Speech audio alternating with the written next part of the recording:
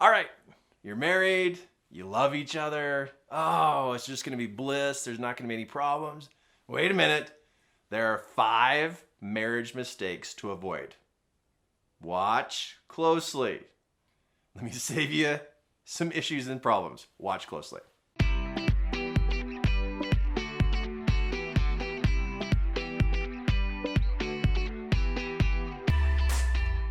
I am married, and I've been married now for 27 years.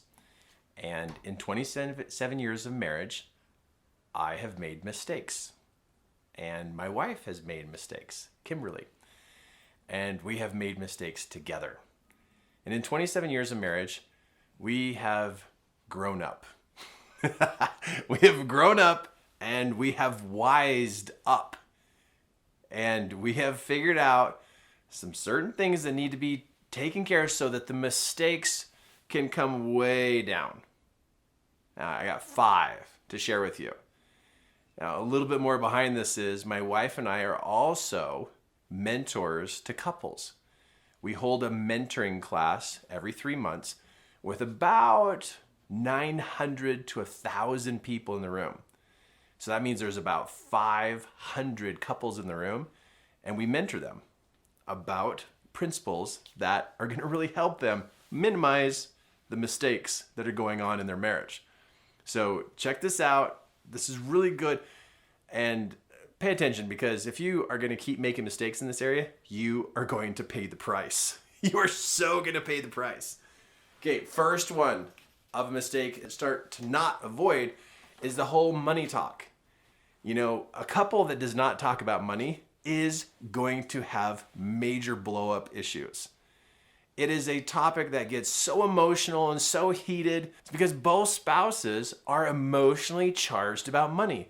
The common person is emotionally charged about money. And then you bring 2 of them together and they get married. Well, they're either going to not talk or they barely talk. And if they do talk, then they're just like all this, it gets intense, and then there's short meetings and they don't really talk about money. How are you, as a couple, going to do really well with money when you don't talk about it? It's just not. So what you got to do is, with the money talk thing, you're emotionally charged. So they're emotionally charged. So what you do is, you need to go vent all that emotion, and you get to be a better journal writer, and you need to write down all your issues with money, so when you can sit down, have a talk with your spouse, you can talk about money. So it doesn't become something that divides you. Do you know in the top 5 reasons why a person gets a divorce, money has always been in the top 5. So watch out. It can cause your marriage to completely come apart if you don't get better at talking about marriage. I'm talking about money, but you got to do something about your emotions though. You got to do something about that. And journaling is an easy process.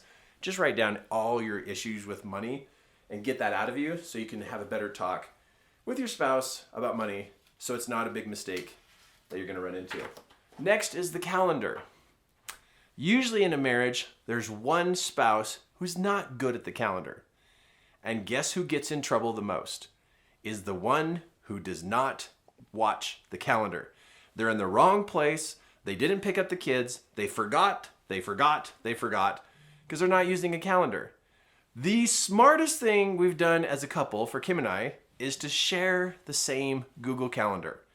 And she puts her events on there, I put my events on there. And so we both can see what we have scheduled.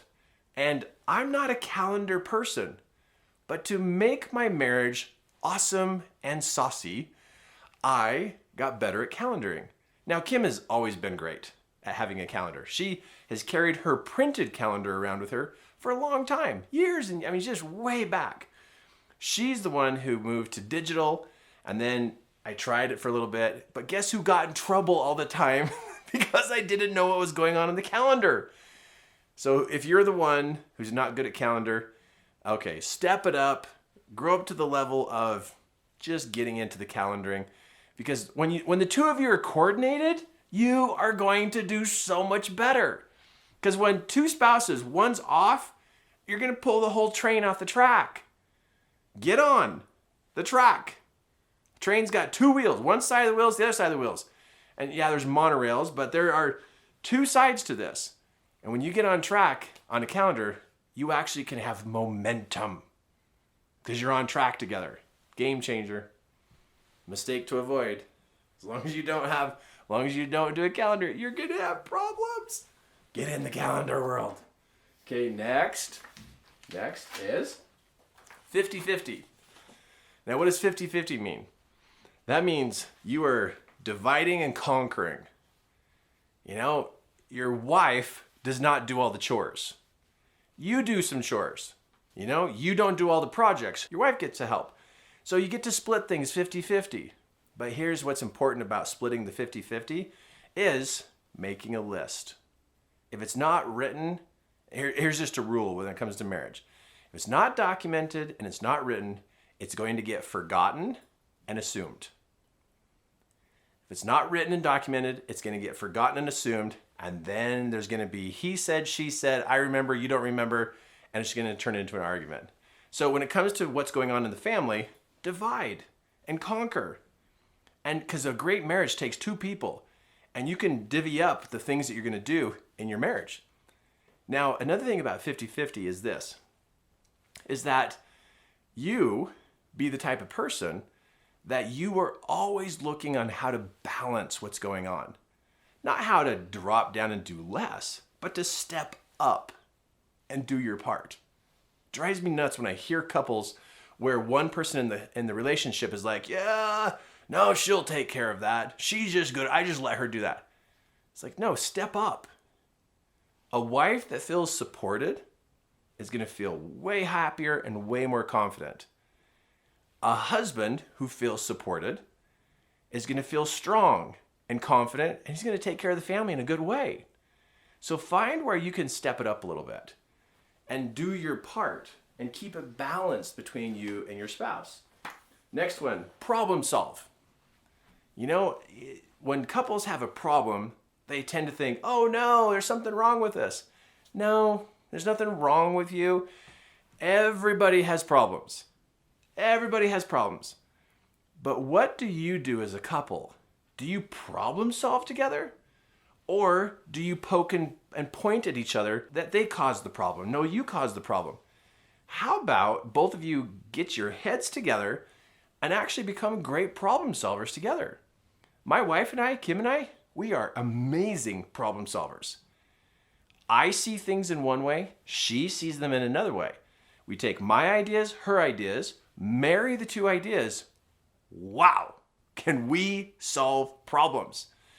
And when we're good at solving problems, we can build and create a lifestyle that we want to have. You see, success is not about doing everything right.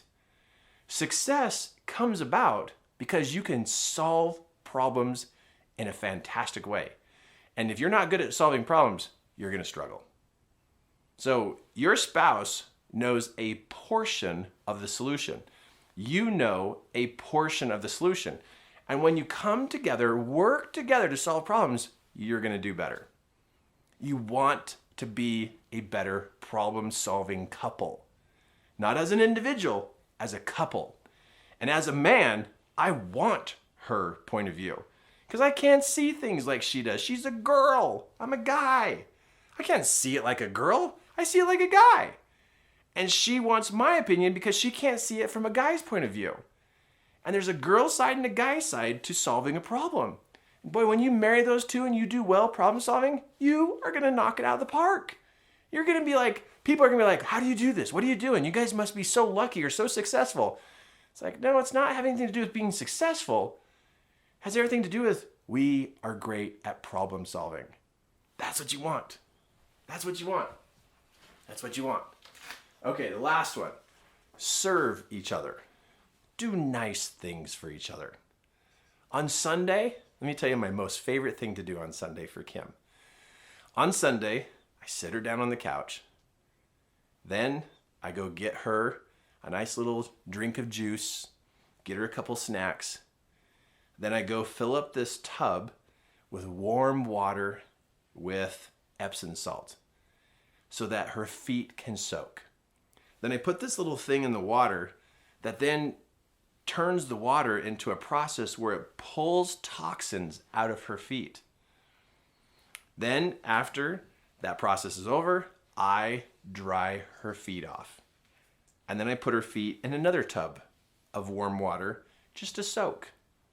While she's soaking, she has her blankie and her snacks, and she just sits there and just smiles at me. Just totally just smiles at me.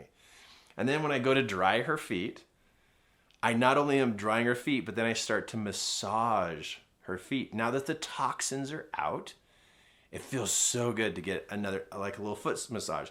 So I kneel down and I start massaging her feet. And she just sits in the couch and just melts in the couch. And she just keeps saying over and over again, "You're like the best husband ever." Yeah, and I'm just taking care of her. And I love taking care of my little Kimberly. And she's my queen, right? I love her. But I look for ways on how I can serve her. How can I help her out? Now, a mistake you could make is thinking, how can my spouse serve me? That's a big mistake. Oh, you are so going to lose on that one. No. I think a principle you may want to think about is what goes out makes things better as long as it's positive. And when you put out good service to support your spouse in a big way, you, in the process, get better. So everything you do for your spouse even makes you better. It even takes you to the next level. And if you both are in a place of serving each other and helping each other, oh my goodness, it's fantastic. In fact, I was just recording a video just a little bit ago and my wife goes, "Hey, do you want some snacks?" And so she brings in some snacks and I'm just like, she loves me. She so loves me. She feeds me. she makes sure I'm okay. And she does all these little things for me and I do all these little things for her. And it's those everyday little things that just make the marriage strong. It makes it so strong, right? 27 years. Of all things, in the last 27 years, of where I see people making mistakes, here's the 5 that you take a look at and you improve upon. Because you get to be with each other for the rest of your life. Might as well make it a great experience. Okay, did you love the 5? Hey, get working on those. Don't let this slip by. Super smart. I'm not gonna waste your time and tell you things that are not important. Take some action on at least one of these super soon, right? Take action on it. Also, hey, if you wanna learn some more, click down here, click on the link and learn a little bit about a class called Royalty and Romance. It is a live 3-day event here in Salt Lake City that is worth planning and worth showing up to. Because here's your marriage. Let's move your marriage. Let's move you up here. Let's get you and your spouse on the same page.